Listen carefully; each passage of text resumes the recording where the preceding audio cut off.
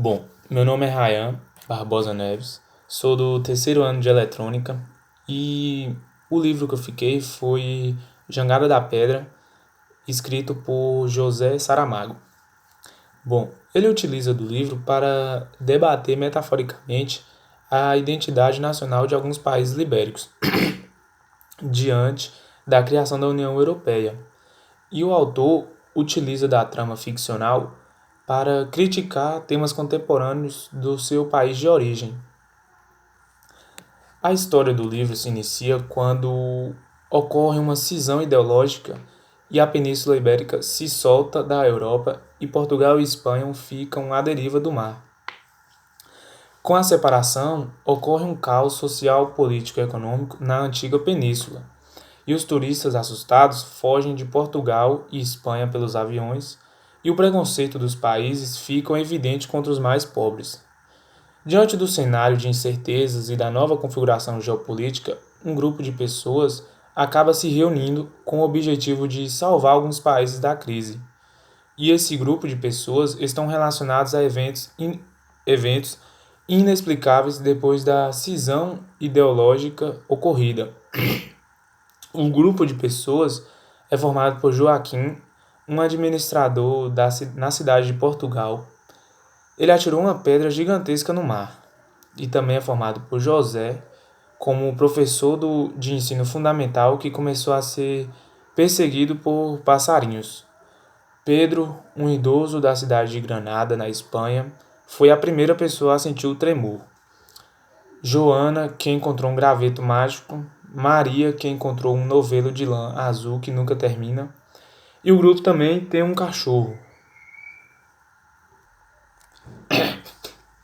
Esse grupo de pessoas viajam a carro por toda Portugal e Espanha, a fim de descobrir o que está acontecendo pelo país. E aí eles aprendem a identidade do país dele, e a partir disso, eles são capazes de fazer escolhas pessoais e coletivas a fim de decidir o que irá acontecer com o país deles.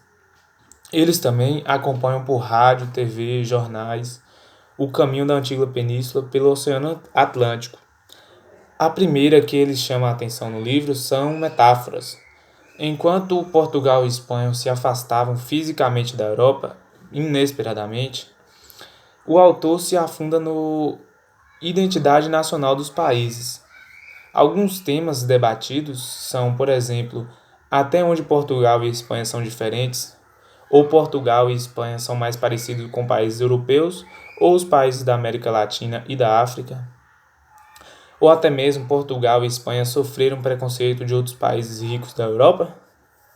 Bom, no livro temos duas linhas narrativas bem definidas, que são a macro, ou seja, a do país inteiro, e a micro, que são consequências dos personagens. E no livro parece que as decisões do continente inteiro estão nas mãos desses personagens. Justamente por causa disso, os personagens do livro se parecem muito com os personagens, com um estereotipo de super-heróis norte-americanos, já que o futuro de todos depende apenas dele.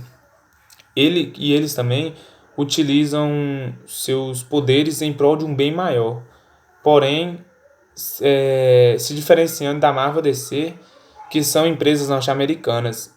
Esses personagens são pessoas comuns e a presença de religião, principalmente do cristianismo, nas crenças e nos costumes dos personagens. E também no final do livro ocorre uma ideia de que Adão e Eva estão construindo um novo povo ibérico. Além disso, existe muitas referências da cultura pop,